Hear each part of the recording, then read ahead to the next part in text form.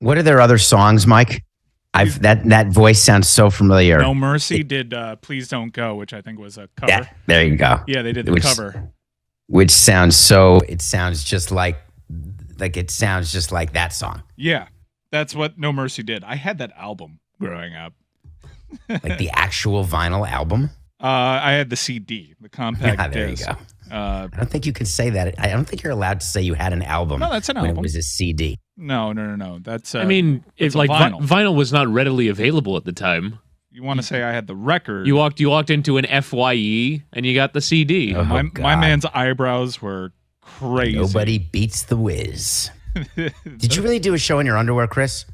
No, I have to do a show in my underwear in the future. Is there a statute of limitations? No, but I'll probably delay that one. I'll starve myself. What, are you going to go work out? Well, yeah. Wait, are you allowed to wear a shirt? Well, okay, so Mike Schur reassured me that the stipulations on that did not include me being nude. I just have to be in a bathtub for 4 hours. It didn't say there had to be water. It didn't say I had to be shirtless. So I could weasel my out and just lie down in my bathtub for 4 hours. But I don't know. I don't feel like that would be... the honorable thing to do. Right, exactly. I'll be honorable. Yeah, I'll be shirtless. I got a fasting program that you can join. Incrementally, we'll do this. I've done all right in the new year. Yeah, you look good. No, thank you. You look good. I've kicked some of my worst habits, namely soda. I've not had a drop of soda in the new year. So how many did you used to drink? It wasn't that often, but it was often enough that it really annoyed me, and I just know how bad it is. It's just so bad. So I have not had a drop of it. Health kick going into Vegas. We'll see how this one works out. When you go to Vegas? Strategy gotten. Hey, David. When you going to Vegas? The show has already started, by the way. David Samson hosted Nothing Personal. Has? Yeah. We're going to Vegas. We're going to Vegas on tomorrow. Yeah, tomorrow morning. We're flying out for the weekend. Super Wild Card weekend. Just Witty and me. Whatever happens in Vegas stays in Vegas. One of the great. Do you remember when Vegas did the marketing for families? And they abandoned that like after 1 year because they realized that's not really the hedonistic principles that are bringing people to Vegas. Getting people to the Excalibur was not exactly going to work. I love that. I actually love that era of Vegas because I went to Vegas several times when I was a teenager, and the family-friendly themed hotels. I couldn't gamble, so I just spent like all day at the ESPN zone. I like that. You know me and my dad. My dad just kind of just left me alone. He would go see Sade. I would throw footballs through a fucking tube at the ESPN zone by myself. Puts a tear in my eye. Yeah. But it worked out for both of us, I think. We both preferred it that way, I think. So no harm, no foul. He's a host of Nothing Personal. He's David Samson. Please follow him on Twitter at David P. Samson. We'll get his opinions on sports business and movies and documentaries and series and such, and sometimes on the mid-90s pop trio No Mercy as well. So, David, there's a lot that I want to get into. Dan sent me a bunch of texts about the Miami Marlins. That was so strange. Like, what was that? I got to tell you. By the way, no one responded to him. No. Talk about like your fearless leader. He sends us this long text. Make sure that you grill him on this. First of all, I don't know that I was supposed to be on that text. Second of all, you guys didn't even respond to him. No. I mean, I will ask the questions, and I do like that we actually do cover the Miami Marlins a fair amount, and I like that every local sports team gets representation. It is the local hour after all.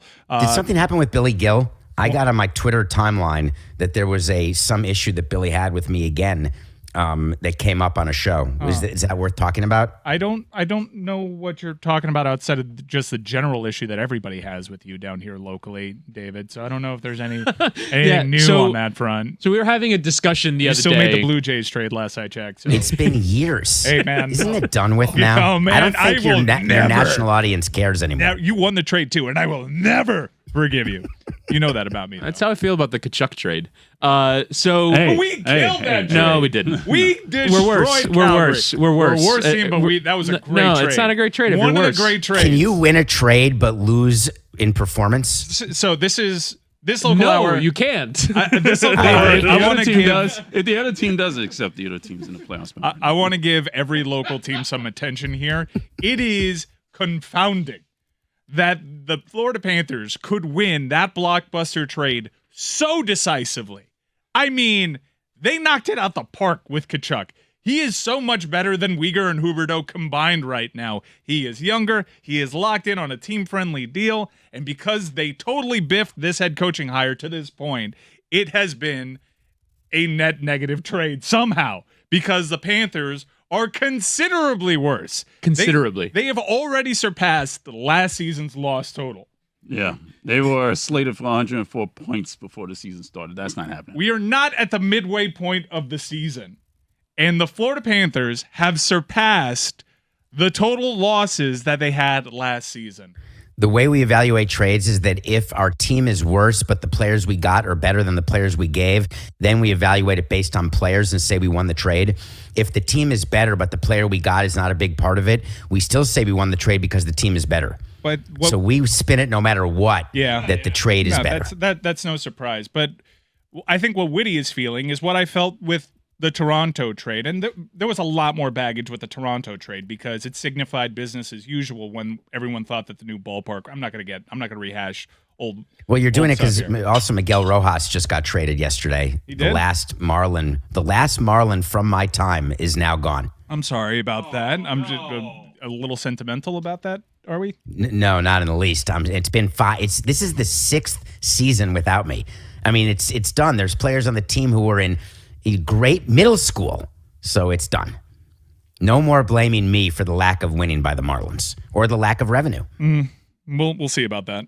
How can you possibly? You can because that's what you do. That's your bit, is to keep blaming me for the problems today. Yep. But it's so far removed. It's absurd. It's like blaming if your show isn't growing as much as you want and blaming it on 790. I still blame that on you. Actually, the show not growing as much as I want. Honestly. You've done a good job, David, because you read Dan's text thoroughly, and you have provided me 3 on-ramps to those texts, and I'm not taking a single one of them. No. I'm going to say with the Florida Panthers. And you're going to have to answer to Dan. Dan is your boss. He's the boss.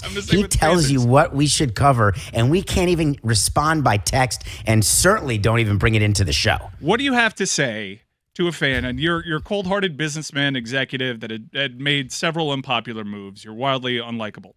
I'm not wildly unlikable. It's pretty wild, though. It's not really for you to say, to be honest. Yeah, not your choice. Chris Whittingham is still very scarred. He bought a Huberdeau jersey. He fell in love with hockey and the core of that young Florida Panthers team, led by a longtime Florida Panther and Jonathan Huberdeau, which is wild to say because he had only just turned 30. But he was a long time. It's the same thing with Ekblad. It feels like Ekblad's been here for 15 years, kind of because he has been. Yeah. And he's still a very young man. Balkov is low. But he was really hurt by the trade because he grew attached to this star player. He got back a superstar in Matthew Tkachuk, a young American player that is dominating on the ice right now. Far and away the best player that the Panthers have because Barkov has been injured in and out of the lineup this season. They won this trade. But the emotional attachment to Jonathan Huberdeau was so strong, and the results on the ice don't match up with how well and that trade went for the Florida Panthers, that Chris Whittingham flatly doesn't feel the same way about the Panthers. I know. We were in a hockey chat last year. It's dead quiet compared to last season, and it's not popping. Chris, I'm going to stop speaking for you right now. I have an actual hockey reason why I think the trade was bad, which was that the Florida Panthers played a collective style and Huberdeau was the linchpin of it. And I think that without him, they just look like an ordinary hockey team. I recognize this Panthers team from many Panthers teams that have come before it. They're just 6 points out. Exactly. That is the exact part of it. That is the exact part of it that I recognize. One more point and we'll do They are joke. ordinary to watch. They lose terrible games. They're not fun to watch. They don't have any discernible style. They play like all the other hockey teams. And in the middle of it, there's a very standout individual who is getting his stats, but is very clearly not helping the team win with those stats. I don't know why we have a marketing department when we run a baseball team or any sports team. Because at the end of the day, think about what you're saying, Witty, that you like them, you talked about them, you had a group chat about them when they were the number 1 team in hockey, when there was a chance they were going to win the cup. And all of a sudden, 3 minutes later, 3 months later, it's silent because they're not playing well. It's not just that they're not playing well. They tore apart a team that was amazing. And not just amazing. Do you think they did it because they thought they were going to be worse? I think they did it because they lost in the playoffs and they thought, well, this clearly didn't work, so let's fire the coach. Let's trade everyone. And I understand that, but just from a fan standpoint, like I go to a lot of games and I just enjoyed every night going to the arena thinking that the Panthers might score 10 because it was a legitimate possibility. They might score 10 they goals. They only want the cup. Right? They don't care that you enjoy that they could score 10. They want to win the cup. I understand that. I understand that. Right, exactly. The coach came in is like, the style is going to change. We're going to play playoff hockey in the regular season. Listen, pal, if you're 6 points if you're 6 points out of the final playoff spot, you're not playing playoff hockey in the playoffs. So that guy's not your pal. I know, it was very dismissive. It was a dismissive pal. But either way, like I enjoyed the team. I liked the team. It's been bad for the Florida Panthers for 20 years. I can't fathom that after 2 years of unprecedented success for this franchise, I'd be like, you know what? After that unprecedented success, we're done with it. Let's try something else. They went to the cup with Van Beesbrook. They didn't get to the cup with this. I was 5 years old when that happened. He was alive. It doesn't matter. That's just because you weren't a fan doesn't make it precedented versus 25 years ago. Can we get Roy in here? He's our hexpert.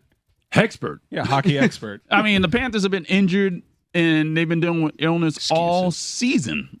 Like, Anthony declared, like, he got injured in training camp. Barkov was ill. Tkachuk the had Duke is out. Suspension. And his number is still on the books. Yeah. But Roy, are you less interested in hockey this year? Are you less interested in the Panthers? No. No, See, not at all. That's a fan, Witty. That's a fan right there. They ripped that. I'd have no feeling towards this team. None. They ripped the soul out of it. Then I have no purpose for you. Then no marketing dollars can be spent. Okay. All right. I'm going to get up and leave now. Wow. Wait, this was going so well. We'll get to Dan's Marlins questions in a minute, but I want to No, talk. we're not. But I want to talk about. Man, You're going to have really to tell Dan when he today. comes in today that we talked about it, because then you'll know whether he actually listens to the show. You can just say, yeah, it went great. The construct of the show generally is that we annoy Dan, and I can see how Dan gets annoyed by that. So let me actually read these questions verbatim. Oh, you're going to do it? No. So I'll provide the context for the discussion. So basically on Tuesday, Greg Cody was saying the Marlins need to spend money. And if it requires them taking losses, then they need to spend money, because it's enough with trying to do this on the cheap and not doing anything in the offseason, and that if they're really going to compete in this division, they should spend money. And I said, Greg, they don't make any money. Why? How are they going to spend money? And Greg said, well, they should take losses. And so we looked up some numbers, and Chris Cody found a list, I'm not certain of the veracity of it, that the Marlins make less than half the revenue than any other team in Major League Baseball. Is that possible? They do not make less than half of the 29th team in revenue. Because there was a list that said like the A's made $207 million and the Marlins made like 96. Is that possible? No, so that is not the Marlins' revenue. No. Now, keep in mind, I don't do their audits and I don't see their books anymore, but I can give you math. So they get revenue sharing, and my last year, let's say it was $45 million in revenue sharing. Let's even pretend it hasn't grown, but it has. But let's just make an even number of 50. And we had a TV deal where we were getting, let's say, $18 million, and now they're getting the great new Jeter deal of, let's say, 60. We'll make up numbers, even though we may not be making them up. So that's 60 plus 50. We're already at 110 before a ticket's been sold. So there goes the 94 number. Right. But would the A's get more than that? So the A's are now getting revenue sharing when they weren't in the past. They have more corporate sponsorship revenue, and they have more ticket revenue, where the Marlins get totally screwed. And people don't want to hear it in Miami, but it's just the truth. The Marlins ticket revenue is last by a lot. Ticket revenue is not attendance. It's the amount of money that you spend on a ticket to go to a game. And I just talked about, that's so weird. I talked about this on today's Nothing Personal about what per cap was, because MLB just announced a record revenue number while attendance is going down. And a lot of that record comes from the increase in the national broadcast deal, because that's part of the national revenue when you count the national revenue or all revenue of the industry. But the Marlins, they don't get a lot of people. They don't lie about their attendance anymore the way I used to. And what they don't tell you is the ticket pricing. And we were not able to charge very high prices at all. And people were not buying the expensive tickets. So our gate revenue, it's called, was always the lowest in the league. And so we were trying to figure out how much of the Marlins' current predicament of not spending is on the basis of the fact that they overspent for the team. And recognizing that you sold it and don't want to kind of dance on the fact that you might have won that transaction. By the way, play the music, Mike. I will start dancing. Okay. So again, to the likability thing from earlier on. Wait a minute. Whatever. Do you have to be liked to be likable? Generally, yeah. Yes, that's generally how that works. I like you, but I concede that to the masses. Generally, but I happen to disagree with that. But it doesn't matter. So I want to point out how acquisition debt works. I find you very charming. And if you don't take debt when you buy something, do you agree that it doesn't matter if you spend $50,000 on a car and don't take out any debt, or you spend $250,000 on a Lamborghini and don't take any debt? Do both of them have the same impact on your annual expenses? What's the answer? Yes. Too long, didn't read. Yes. I'll say yes. The answer is yes. Okay. So what the Marlins did when they bought the team is they borrowed a tremendous amount of money. Bruce Sherman borrowed a tremendous amount of money. You've got to pay interest on that money. So part of your annual expenses that go into your operating budget is called debt service. It's the equivalent of your home budget when you've got a mortgage. When you have to pay a mortgage, that's part of your expenses. And if you paid for your house in full, then you wouldn't have that monthly expense. So your operating budget, you'd have more money for vacations, let's say. So the Marlins have less money available to them, not because they overpaid for the team, which they did, but because they borrowed so much money to get to that number. So their annual debt service on their acquisition debt is very high. Secondly, they've lost money every year since they bought the team, and they were promised by Jeter they wouldn't lose money. But when you lose money, you either have to borrow it or do a capital call with your owners. And Bruce Sherman is not the only owner. He's got a group of like 15 guys who own the team. So he writes them a letter every year saying, hey, we lost $30 million. You each owe us $2 million. And they're all tired of it. So they then go to Bruce Sherman and say, we're not taking any more losses. We're simply not going to fund it. You can't do it. So they get rid of Jeter, and they're running the team, in theory, in a responsible way. But given where their payroll is, even with the increased broadcast revenue, they're still going to lose money this year. Really? So I guess my question is how? Because with revenue sharing, with the split of the national TV deal, with the sale of BAMTech, with the increased media rights deal locally, how is it possible that given a payroll last year of $50 million or whatever it was, that they're still losing money? So you have to, don't just look at the cash payroll. That is something that the media does that makes us crazy within the industry. It used to make me crazy. They'll print out the list of 26 players. They'll put a number next to the 26 players and what they earn, and they'll say that's the payroll of the team. And that's absolutely incorrect. We spend millions of dollars on players who don't play for us, on players who were injured, on player benefits, on workers' comp and pension. That's what player benefits are. It's like with you, if you make $100,000 and your company pays you $100,000, your company's paying more than $100,000 to employ you because they're paying your benefits. And that's real money, and it adds up over the course of a team. Plus, you pay for all your minor league players. Listen to today's Nothing Personal. We covered this in quite a bit of detail, what's going to happen with this new minor league collective bargaining agreement and how it's going to impact a lot of benefits. So I would just tell you that the payroll for the Marlins was not 50. That's only what you read. Right, which, I think it would be useful to the audience if that information were made available so we kind of knew exactly what you're spending on players. But even beyond that, last question and by the way, on the Marlins payroll is going to be over 100 this year. You think I should mention. Really? Yeah. With Gene Segura? And Johnny Cueto. Johnny Cueto? Okay. Do you ever hear the name Johnny Cueto and not think of Total Recall? No. Because the Cueto stomach thing? The guy comes out of his belly? Yeah. Is that just me? Maybe that's just me. No. I perk up every time I hear Johnny Cueto because I'm like, oh, I know him. Right. The baseball is running out of players that make me go, I know him. But, all right. But I remember 8 years ago, I was like, damn, Johnny Cueto's still playing? And that was 8 years ago. Do you remember when we brought in Edinson Volquez? What was your view of that sign? Yeah. That was bad, right? Can you they guys bring him were back? pissed off. He had a no-hitter, right? He did, but you were angry, right? And we brought him in to replace. No, I did not That care. was the year after Jose died, and we tried to bring in a pitcher because we didn't want to rebuild because we were trying to squeeze one possible winning with Stanton, Yelich, and Ozuna. You are overestimating exactly how much I cared about Edison Volquez. by a wide margin. All right, David Samson, if you were to, in a hypothetical scenario, put together an ownership group to buy the Marlins off of yourself in 2017, whenever it is that you did that. Ooh, can you? All right, so you put together a hypothetical ownership group. What would the price of the Marlins have been that would have represented a good business deal for the buyer? $700 million. Ooh. Ooh. So and how do I know that? So the because servicing. those were the other bids, baby. Oh no! Good lord! So the servicing of the debt on that. Can we edit that out? Sorry, go ahead. All right, No. Mark.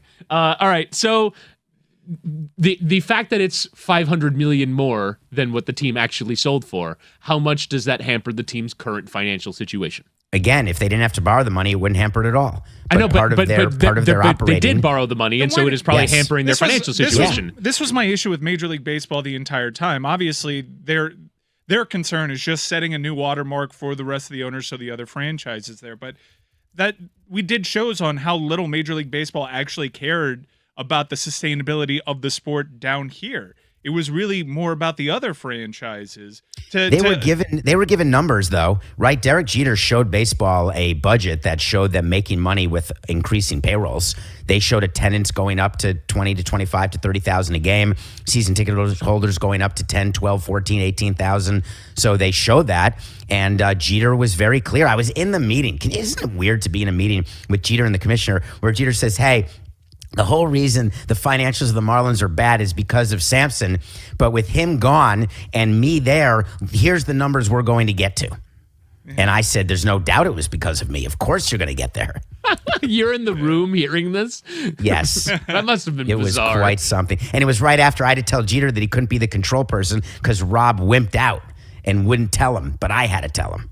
So and he was so angry, he pulled me out of the meeting, and he said, how could you do that to me? Yeah, you actually went into that in some great detail during some of the pandemic. There's some good shows on that we did, Mike. Yeah, I do want to ask you just like a very cut and dry question because I think I know what the answer is here, and we're watching it play out down here locally. What's better for the long-term viability of the sport, baseball, Major League Baseball? Selling the Marlins for what they did, which kind of indirectly affects all the other owners and franchises in Major League Baseball, or making sure that the ownership group that did take over the Marlins had the resources available to put a product out there that can actually engage the community and grow the sport down here in a big market for them.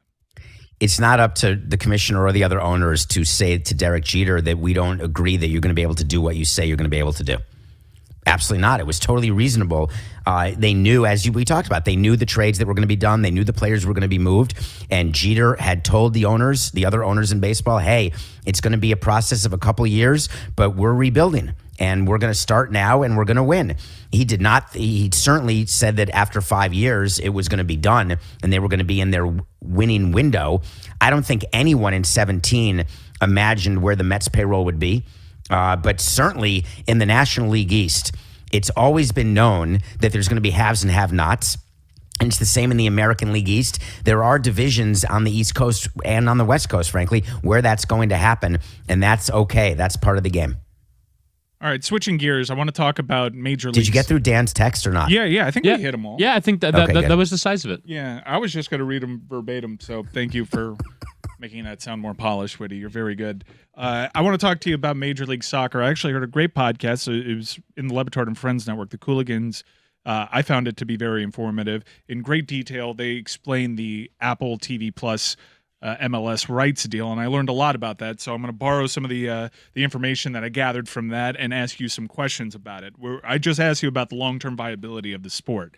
Exclusively now, the domestic soccer league, the major domestic soccer league in this country, is behind a paywall.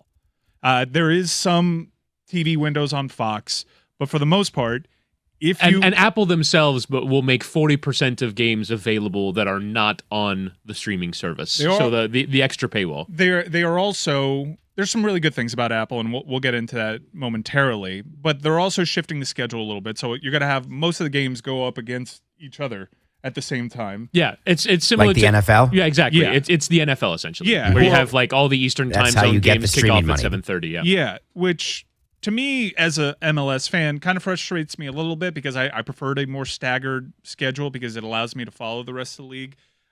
Do you think that this was a good idea for MLS? Does it bother you that most baseball games start at 7:07 or most hockey games at 7:10? I don't understand your point of games being staggered. What do you mean by that? There's national TV windows and there's different games on different days, whereas in MLS, you're going to get Saturdays and Wednesdays. They're not going to be staggered throughout the week. So if I want to be able to watch DC United, I'm going to have to watch DC United when they visit Inter Miami. But if you're MLS and you're trying to replicate what the NFL has done, the NFL, as I recall, used to just be on Sundays and had Monday Night Football, right? And then all of a sudden you got a Sunday night game and then you got a Thursday night game. So there's a process. It wasn't that long ago that there weren't these many nights of football. And what they're trying to do is own the night. And they just started, I think next year there's going to be a Friday night game on the Friday after Thanksgiving. Prime So Day. what MLS is doing, what are they calling that? Is it Black Friday? Well, I think that it's going to be marketed as Amazon Prime Day. Because you get as all opposed to sorts of- Thursday? Well, because it's going to be on what is called Black Friday.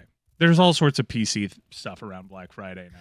But why is it? It's also Black Monday. I just talked about that on a recent show. Yeah, the Monday after the NFL season. I was sent a note when we were working at ESPN to stop referring to it as Black Monday. Oh, I didn't make that up though. No. It was commonly referred to that, and when I was at ESPN, there was a big email saying we should not refer to this day that NFL coaches get fired the first Monday after the regular season. We shouldn't refer to it as Black Monday anymore. Was that the same email that talked about what to do regarding Dana White, or a different email? No, Are it's these very different time clearly a periods? different email, and I'll ask you about Dan. Thank you again for a non-ramp, but let's stay with MLS for the moment. So this is great what MLS is doing. So finding a way to increase revenue without increasing payroll is what every league dreams about. And they're trying to become more relevant. And the way you become more relevant as a league is through your broadcast revenue. And when they have an ability to cash in, and MLB is trying to collect all of the streaming rights so they can sell it as a package. Then you talk about going behind a paywall. I would argue that ESPN is behind a paywall, wouldn't you? You don't just get ESPN by buying a TV. Yeah. I mean, if you do, let's use ESPN Plus for an example, but I get what you're saying. For ESPN Plus, when they launched, and I know the price has gone up, for $5.99, I could get leagues from around the world. I could get La Liga that has Barcelona and Real Madrid. I can get the Bundesliga now. I can see Bayern Munich.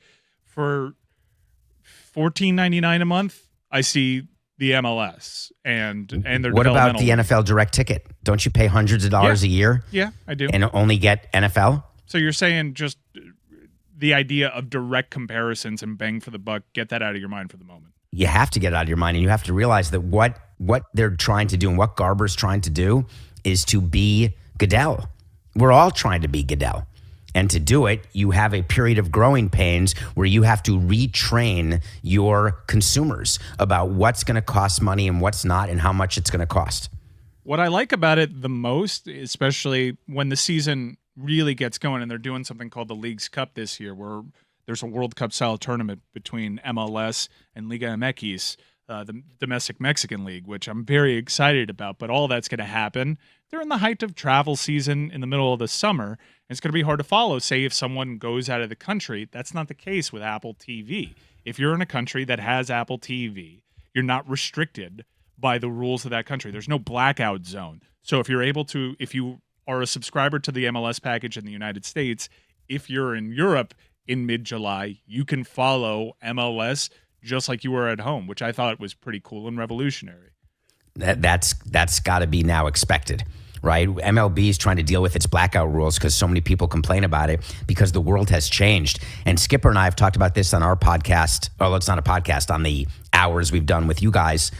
We've talked about how the ability for consumers to get whatever they want, whenever they want it, wherever they are, that's going to be our world. And the sooner we get there, the better. And so part of what MLS is doing is getting there as fast as they can. All right, let's get your perspective on the Dana White thing. I'll take your on-ramp now. Obviously, a huge story in the world of mixed martial arts and sport, covered in an interesting fashion. ESPN is broadcast partners with the UFC. The UFC produces their own content. ESPN is merely a distributor. This is kind of what the statement said when people turned to ESPN for comment after Dana White was caught on video and had a story run on TMZ, a video of him slapping his wife, possibly twice from the video after she had slapped him while they were on vacation. Your take Is that on relevant that it was after she slapped him? No, Why did you no. feel the need to put that in? I see a lot of people. I'm just describing the video. I'm just putting it out there. I've seen a lot of journalistically responsible folks, I say, in my opinion, position it that way, and I'm going to maintain that line. I'm just describing what I saw. I have not positioned it that way, and I talked about it also on today's show, and I encourage people to download and listen to it, but I want to just give you an outline of what I said. I find it to be not interesting at all that ESPN and Endeavor have been quiet. It is always based on the level of employee and the greatness of their ability to generate revenue or produce on the field.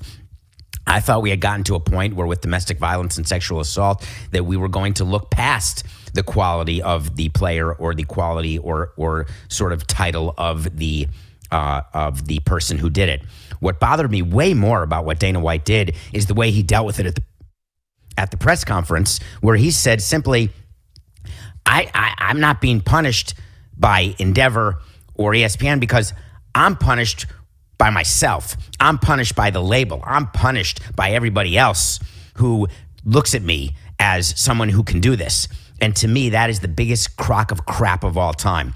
Our criminal justice system and our moral compass should not be based on the mirror situation because it opens the door to sociopathic narcissists. And if we're trying to eliminate that as a quality, you have to have accountability. And what we're saying here with Dana White is, hey, he's angry at himself and that's enough. And so that excuses his behavior. And I thought we were at a position and a place and a time where that wouldn't be enough. And I was wrong. There's going to be plenty more on this on the show today. Dave Meltzer is joining us. We got plenty of questions to ask him about WWE, and he also covers the UFC.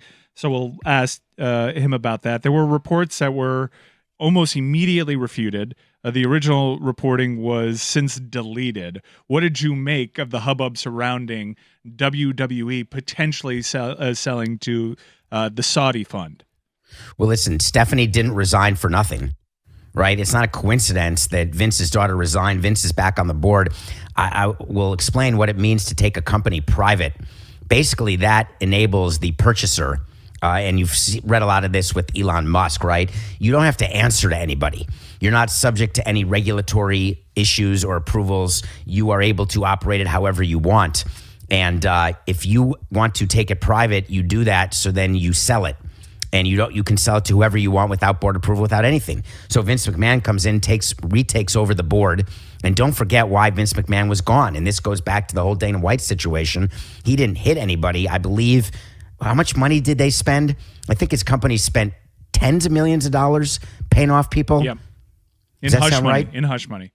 Right? And we've read about hush money, and we've seen that you can be president and pay hush money, right? So our society has deemed that to be an acceptable form of dealing with the situation, I guess. But the daughter said, no, I'm not going to be associated with this anymore.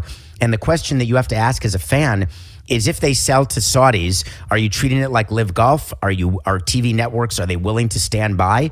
Are they willing to be okay with it? Are fans willing to spend their money? Are corporate sponsors willing to spend their money? Well, guess what?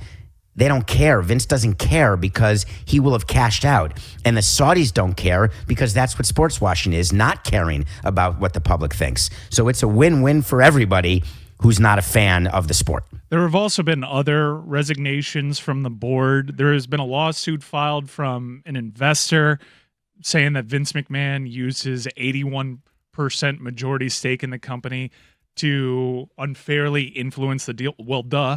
I don't know if that if that will actually hold water, but what are his damages? Yeah, So when you sue someone, you have to say that someone is breaching their fiduciary duty by taking less money because they're dealing with a friend or they're doing something that enriches themselves but not everybody else. When he sells to the Saudis, he's not just selling his shares, he's selling everybody's shares. I think something that I haven't really seen reported on this, and the Saudi and the blood money. It's obviously very bad. I gotta stop saying obviously. It's very clearly negative press for Live Golf and now WWE. The Saudi investment fund bought more than 5 million shares in Disney. And if the Saudi investment fund wants WWE as a major stakeholder in Disney, couldn't they just have Disney be the cover for this investment? So there's a big difference. You can't, when you buying shares as an investment fund in the open market, unless they're getting board seats, unless they're getting a controlling interest in Disney, which I had not read. I don't think the Saudis have any sort of control over the operation of Disney. When you're buying a company and you own controlling interest, it's totally different. But when you have 5 million shares, how many shares are outstanding? That's like saying Michael Jordan bets $2,000 a hole. That's outrageous. Well, that's the same thing as you and I betting $1 a hole. Okay. Fair enough.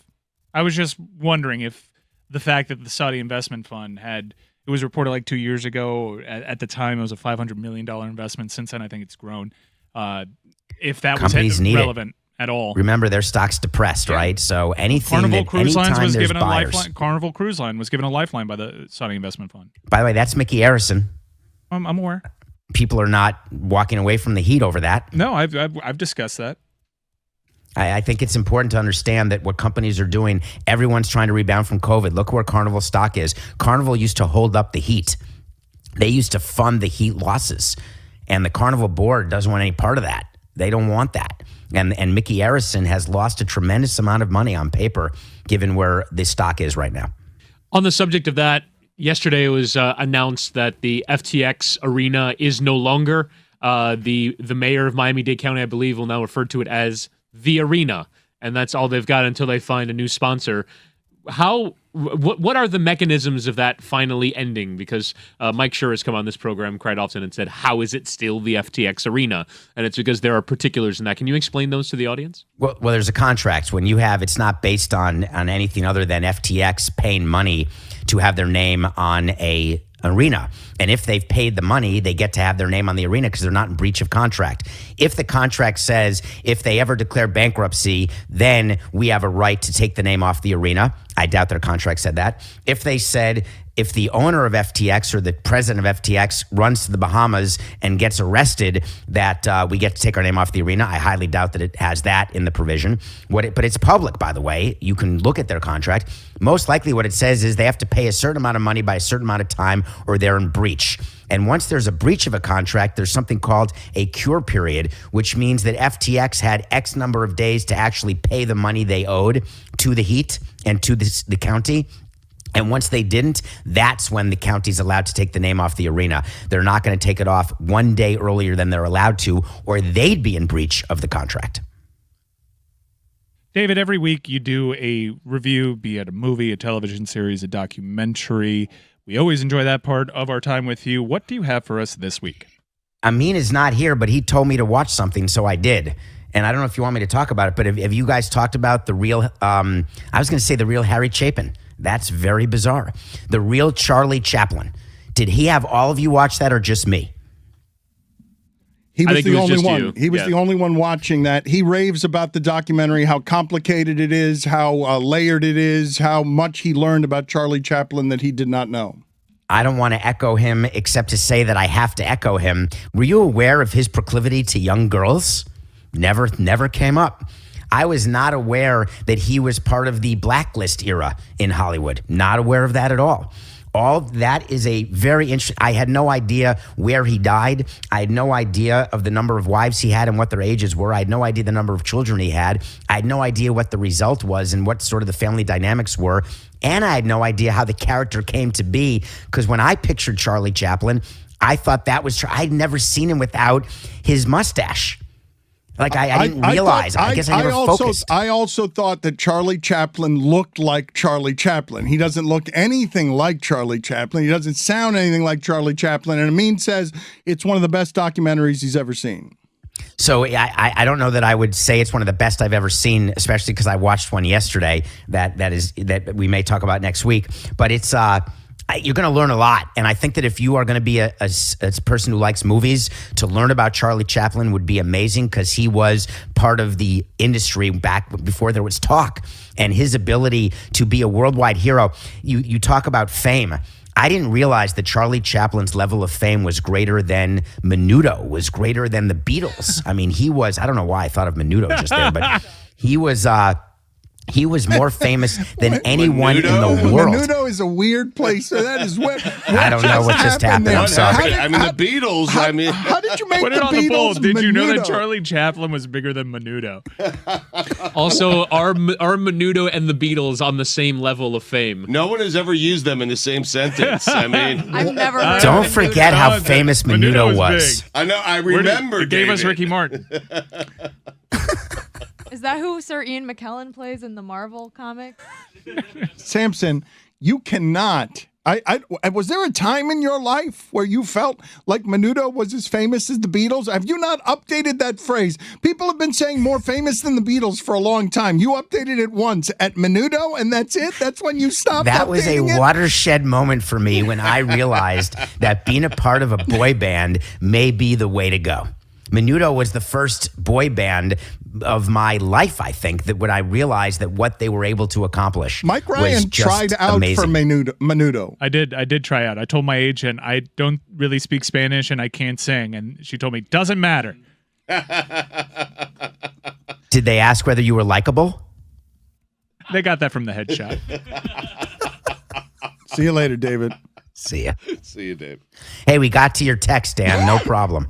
What were the answers? I was also curious. We didn't even talk about it. They Yeah. had reckless disregard for what you asked them to talk about. Listen to today's local hour and find out. All right. No, he said that he would have bought the Marlins for $700 million. Because that's what the offers were. And then he told us to delete that, but we're not. Yes, you are. You promised. You delete Wait, all you the really other want us to stuff. delete We just that? said we No, mark it. of course not. See you later. Have a great day. See you, Dave. See you, Gary.